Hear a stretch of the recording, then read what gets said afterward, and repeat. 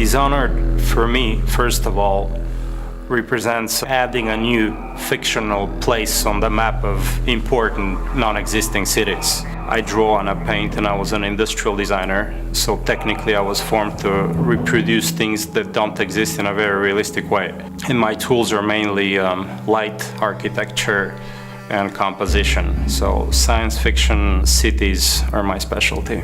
Industrial designers are again formed and trained to create things that don't exist and to make them appealing. And industrial design in itself is fiction. I specialized in advanced prototypes for non-existing cars, which are absolutely dream objects. And that's why the training is very useful. And historically, people like Sid Mead, who's designed Blade Runner, was an industrial designer, and he had the attention to detail and to craftsmanship to make up a world and make it very believable. So it's a very obvious relationship between science fiction and industrial design. So in Dishonored, you play a supernatural assassin in a steampunk city called Dunwall, and the game has what I would describe as a non-photorealistic art style. Led by Sebastian Mitton and Victor Antonov. When we first started the project, Raph and I kept saying, this is London 1666. It was the last year of the plague and the year of the Great Fire. The city of London at that point is pivotal to the world and pivotal to history. The early creative influences were historical architectural pictures of London and maps of London. Start with a location. Where is this taking place? All kinds of representations from different artists, painters, photographers, and filmmakers. As a visual designer, Victor works kind of like a historian. He really proceeds with what-ifs scenarios. So, okay, what if instead there was this event happen in history? We looked at specific rooftops, specific smokestacks, and facade ornaments that were very specific only to London and to no other city. When the first design come back is that it looks very real, even though it's not, but it's kind of believable because our brain kind of processes it in a way which just looks like, oh wow, that looks like a place that could exist. And that's why I think his methodology is so powerful to people.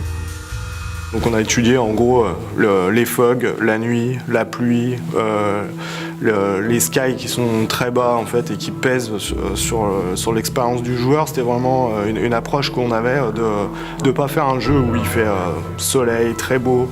C'est comment infiltrer la lumière, donc c'est tout ce qu'on a étudié en allant à Londres. Et ensuite pour le retranscrire dans le jeu, il a fallu faire un petit peu de développement technique pour essayer de modifier la façon dont réagit la lumière avec les éléments du jeu vidéo, c'est-à-dire dans le brouillard, si on peut faire des haze et faire bloomer nos lights. C'est un bon setup pour un jeu vidéo. Et c'est une ville qui comporte une rivière, donc c'était très important pour nous, pour les missions qu'on fait dans notre jeu.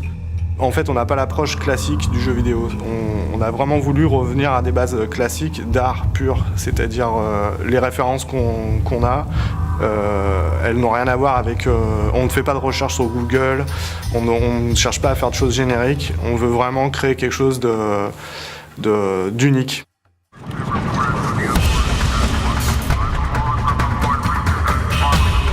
But the more we worked on the game, the more two things began to happen. As Raph and I and the team collaborated with Victor Antonov and Sebastian Mitton, we started moving the game forward and forward in time, until we eventually got to some sort of 1800s. We also moved further and further away from the real world and eventually just said, okay, this is the city of Dunwall. We were somewhere in this time period where there's a lot of technology, but there's a lot of mechanical technology going on. So we based everything on suspension, steam, and basic fuel. We wanted to bring some rock and roll into that and some modern elements.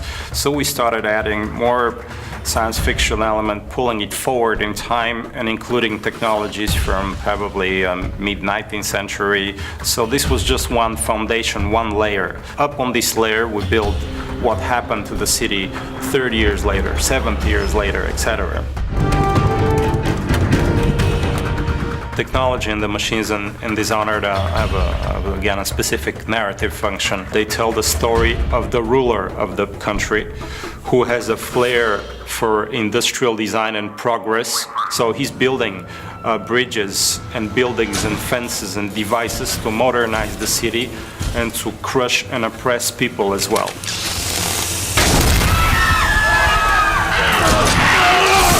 The whaling trade takes off, and there's a brilliant inventor called Sokolov, who's for us a little bit Rasputin, a little bit Da Vinci, a little bit John Dee.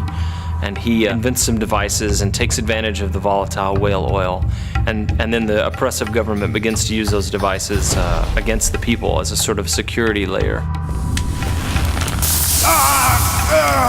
The whale oil industry in Dishonored is manifested and represented through visual elements and design elements like ships and boats, and all that suggests that the world is bigger than the city, and you have an ocean and you have foreign different lands and maybe colonies, so you have these mysterious ships bringing these strange animals because they're not regular whales, they're Dunwall whales.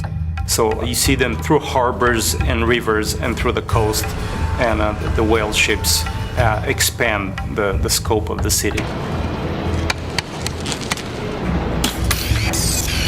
The characters and the character design in Dishonored are no different than the architectural design on the design of the light. We wanted to get into the identity of these characters. We looked into British morphology. How are the eyes set? How's the nose? How's the skin? Play with the grotesque and with the beautiful, and we stylize this into a variety of very real faces that have a backstory and a meaning to them. On a travaillé avec des gens un peu à travers toute l'Europe et qui étaient vraiment des spécialistes en fait de l'anatomie pour essayer de ne pas perdre l'intention qu'on avait mis dans les visuels au départ.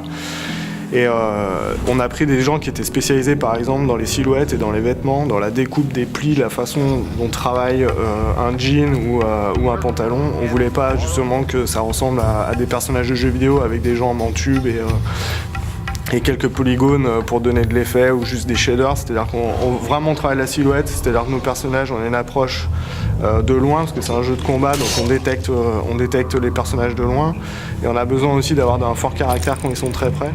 Ce qui rend vraiment les personnages de Dishonored uniques, c'est le fait qu'on a voulu les typer dès le début. En fait, on est parti dans cette stylisation. Et par exemple, au niveau des proportions, si je repense au City Guard, en fait, qui est un combattant, on n'a pas hésité à lui grossir les mains, à réduire sa boîte crânienne, pour vraiment qu'il ait le physique qui reflète ce qu'il fait dans le jeu.